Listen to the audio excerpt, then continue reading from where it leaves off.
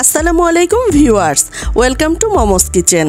আমার আজকের রেসিপিতে রয়েছে ইলিশ মাছ দিয়ে মিষ্টি কুমড়া রান্না। অনেক সময় কিছু কিছু সাধারণ খাবার আছে যেগুলো খুবই তৃপ্তি করে খাওয়া যায়।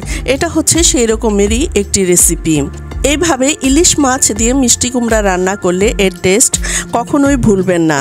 প্রথমে আমি এক ফালি পাকা মিষ্টি কুমড়া নিয়েছি আর এগুলোকে আমি ছোট ছোট টুকরো করে নিয়েছি। আর এখানে আমি 4 টুকরা ইলিশ মাছ আর একটি মাথা নিয়ে এগুলোকে লবণ হলুদ দিয়ে মিশিয়ে নিয়েছি। আর মাছগুলোকে আমি প্রথমে চুলায় একটি প্যানের মধ্যে সামান্য তেল দিয়ে মাছগুলো ভেজে নিচ্ছি। মাছগুলোকে উল্টিয়ে পাল্টিয়ে আমি 2 পাশটায় নরম করে ভেজে নিলাম। আর এখন আমি মাছগুলোকে তুলে নিচ্ছি। আর একই প্যানের মধ্যে আমি দিয়ে দিলাম 2টো পেঁয়াজ কুচি আর 4-5টি কাঁচামরিচ কুচি। আর এখানে আমি এক্সট্রা করে কোনো তেল দিইনি, কারণ এখানে প্রায় 3 টেবিল চামচের মতো তেল রয়েছে। আর এখানে দিয়ে দিলাম আদা রসুনের পেস্ট 1 চা চামচ পরিমাণ, স্বাদ মতো লবণ। আর কিছুক্ষণ ভেজে নিয়ে এখন দিয়ে দিলাম হলুদের গুঁড়া 1 চা চামচ, এখন দিয়ে দিলাম ধনিয়ার গুঁড়া 1 চা চামচ পরিমাণ, আর দিয়ে দিলাম জিরার গুঁড়া 1 চা চামচ পরিমাণ। সবগুলো মশলাকে মিশিয়ে নিলাম। আর মশলাগুলো কষিয়ে নেওয়ার জন্য এখানে আমি কিছুটা পানি দিয়ে দিলাম।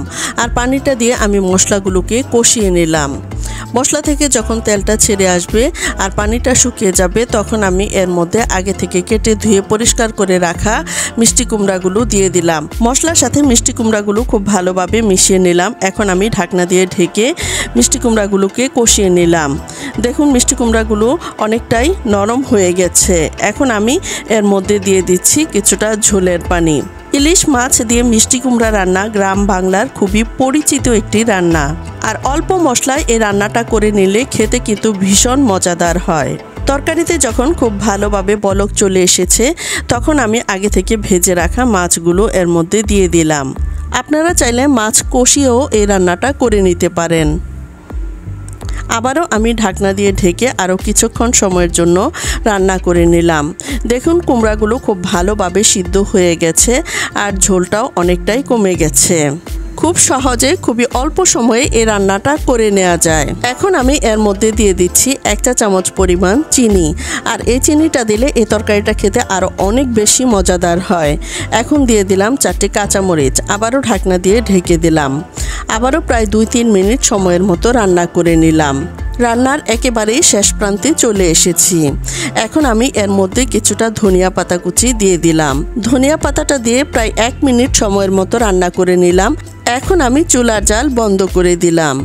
এখন চলে যাচ্ছি পরিবেশনে। আর এটা দেখে নিশ্চয়ই বোঝা যাচ্ছে এটা কতটা লোভনীয় হয়েছে। আশা করছি আমার আজকের এই রেসিপিটি আপনাদের অনেক বেশি ভালো লেগেছে। আমার আজকের রেসিপিটি যদি ভালো লেগে থাকে, লাইক, কমেন্টস এবং শেয়ার করতে ভুলবেন না। আবারও দেখা হবে নতুন কোনো ভিডিওতে। সে পর্যন্ত সবাই ভালো থাকুন, সুস্থ থাকুন। আজ এ পর্যন্তই। আল্লাহ হাফেজ।